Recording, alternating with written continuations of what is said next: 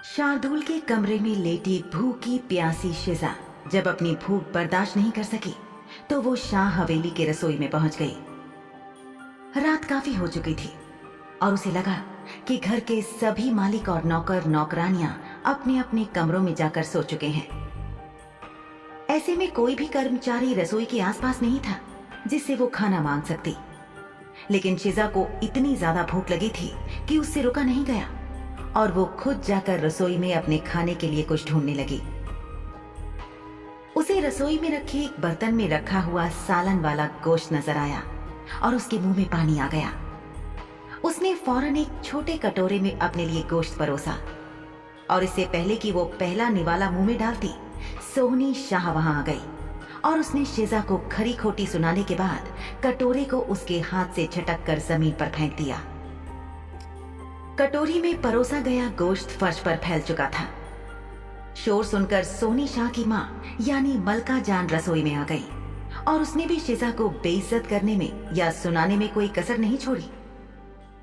मलका जान ने शिजा को उसके तौर तरीकों को लेकर भी टोका और ये भी कहा कि वो जरूरत से ज्यादा मोटी हो गई है और अब उसे अपने खाने पीने पर अंकुश लगाना चाहिए था। मलका जान को दरअसल तकलीफ इस बात से ज्यादा हुई थी कि उसे कहीं से ये पता लगा था कि उसके सौतेले बेटे शार्दुल शाह ने इस गुलाम लड़की के प्रति अपने प्रेम का इजहार किया था। एक गरीब लड़की मलका जान की करीबी रिश्तेदार बन जाए, ये बात कम से कम मलका जान तो कभी स्वीकार नहीं कर सकती थी।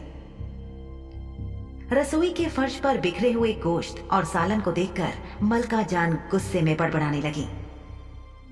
शिजा को झुंझलाहट भी हो रही थी और गुस्सा भी आ रहा था क्योंकि एक तो उसे बहुत तेज भूख लगी थी और ऊपर से सोहनी ने आकर उसके हाथ में पकड़ा हुआ खाने का कटोरा गिरा दिया था।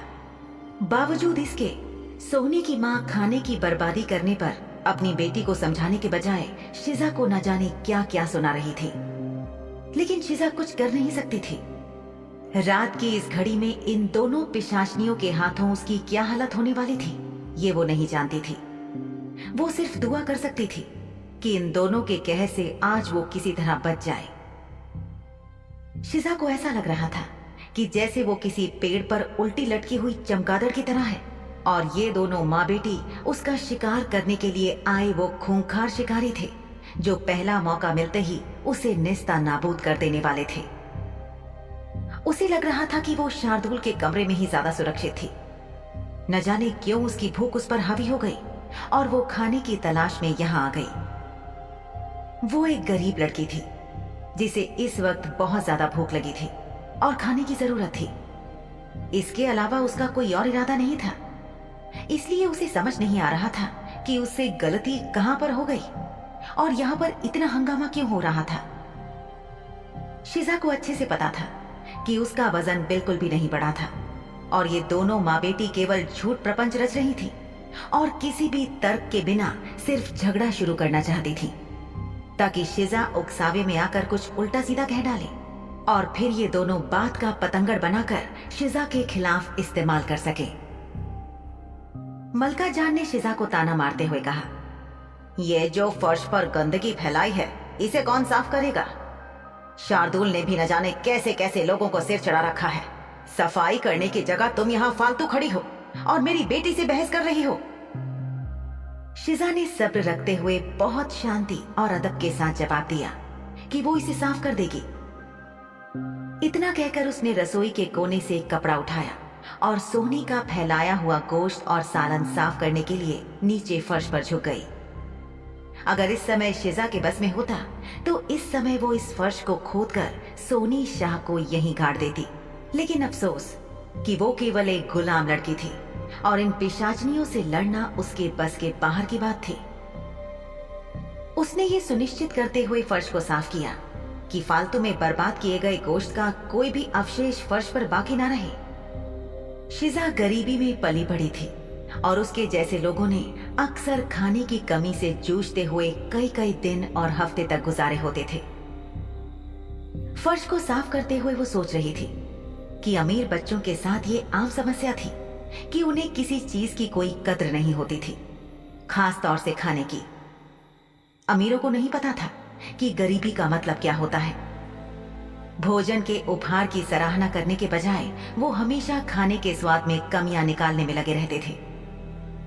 अमीरों के घर की मेज हमेशा बहुत सारे पकवानों से भरी रहती थी, लेकिन फिर भी ये नाशुक्रे अमीर बच्चे खाने का अपमान करने से बाज नहीं आते थे।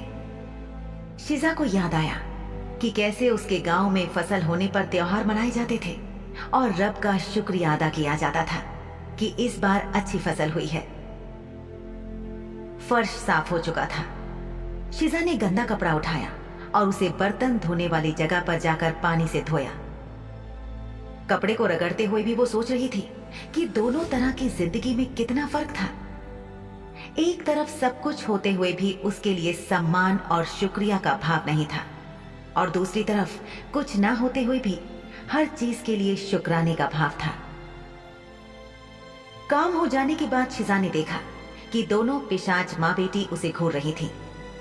मलका जान ने अपनी कड़क आवाज में शिजा से कहा, हाँ तो हम कहाँ थे? जवाब में शिजा ने चुपचाप अपना सिर झुका लिया। तभी सोहनी शाह आंखें मटकाते हुए अपनी माँ से बोली, माँ अगर आप इजाजत दें तो मैं इस लड़की से बात करूं। सोहनी अपनी माँ के सामने एक अच्छी बच्ची बनने की कोशिश कर रही थी और उनसे इजाजत लेकर वो यही दिखाना चाह रही थी कि उसे कितने ज्यादा अच्छे तरीके से उच्च समाज के तौर तरीकों का ज्ञान था। शिजा इस हंगामे से दूर जाना चाहती थी और सुकून से रात गुजारना चाहती थी, लेकिन वो इस हालत में नहीं थी। शार्दुल भी घर में नहीं था और उसकी गैर मौजूदगी में वो अपने लिए समस्याओं को बढ़ाना नहीं चाहती थी।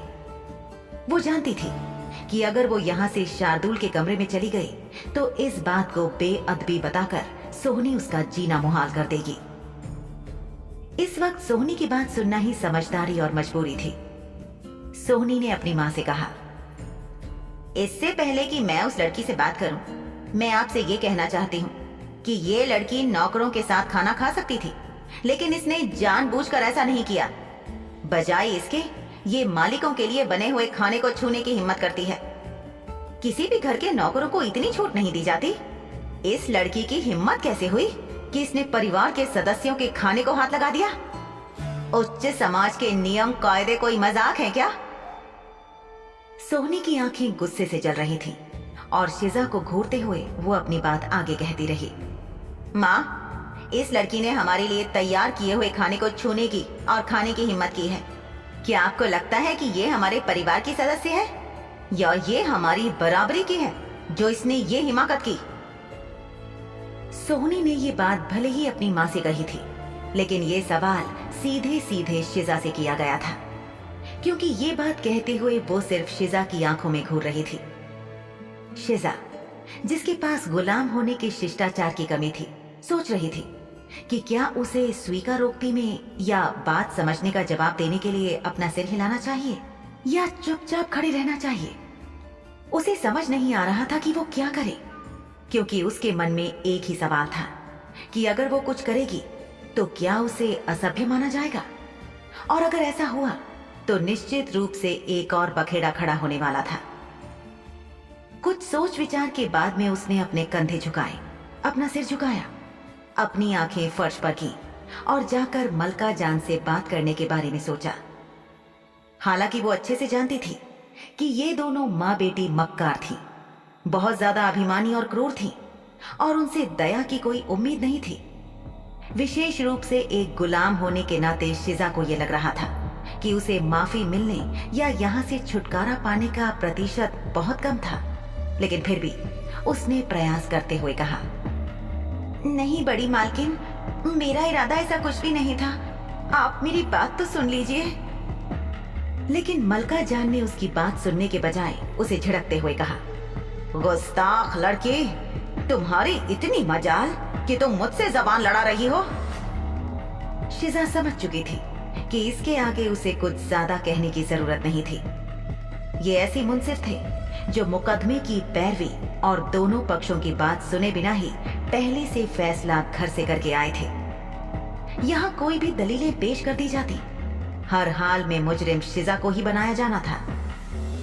शिजा अभी भी सिर झुकाए चुपचाप खड़ी थी और मलका जान ने गुस्से में दांत पीसते हुए उससे कहा, तुमने कभी नालियों में घूमने वाले गंदे चूहे देखे हैं? वो अक्सर रात के अंधेरे में दबे पांव लोगों के घरों में घुस जाते हैं, फिर उनके अनाज, भंडार घर या फिर रसोई में आकर खाने पीने की चीजों पर अपने छोटे छोटे गंदे पैरों के साथ घूमते हैं और उस खाने को झूठा कर देते हैं। फिर वो सभी लोगों के खाने लायक तो नहीं रहता। तुम समझ ही गई होगी ना कि मैं किसकी बात कर रही हूँ। तो तुमने जब इतनी बड़ी गलती की है तो उसकी सजा तो तुम्हें मिलेगी ही। इन तीनों के बीच रसोई में बातचीत चल ही रही थी कि तभी वहां शार्दुल की बड़ी बहन अवंतिका आ गई। उसके आने से शिजा ने अपने सीने में एक तरह की सांत्वना महसूस की। सोहनी शाह ने फौरन अवंतिका को देखते ही कहा, अच्छा हुआ अवंतिका दीदी, आप भी यहाँ पर हैं। रात के इस पहर में रसोई घर में मलका जान, उनकी बेटी सोहनी और उनके साथ शिजा को देखकर अवंतिका चौंक गई। उसे आश्चर्य भी हो रहा था और कहीं ना कहीं उसके दिल में इस बात का डर भी था कि न जाने शिजा इस बार क्या गलती कर बैठी थी। अवंतिका ने सोहनी की तरफ सवालिया निगाहों से देखा तो सोहनी ने संक्षिप्त रूप में जानकारी देते हुए उसे बताया कि शिजा उनके रसोई घर में घुस गई थी और मालिकों के लिए तैयार किए गए खाद्य पदार्थों को उठा रही थी। अवंतिका के दिल की धड़कन अचानक बढ़ गई और फिर वो मन ही मन सोचने लगी कि अरे बुद्धू शिजा, ये तुम क्या कर बैठी हो। नौकरों को अपने मालिक के भोजन में हस्तक्षेप करने की अनुमति नहीं थी। भले ही शिजा इस बारे में नहीं जानती थी कि शुद्ध खून वाले पिशाच या उच्च समाज के घर में चीजें कैसे चलती हैं, लेकिन फिर भी उसे सीधे खुद भोजन को छूने या परोसने के बजाय नौकरों में से किसी एक को कहना चाहिए था। अगर उसे रसोई में कोई नजर नहीं आया तो उसे नौकरों के आवास में जाकर उन्हें जगाना चाहिए था। बहरहाल अवंतिका ने शिजा को दोनों पिशाचनियों से बचाने के लिए कहा, मैंने कल रात से उसे किसी भी वक्त के भोजन के समय भोजन कक्ष में नहीं देखा। वो यकीनन बहुत ज्यादा भूखी होगी।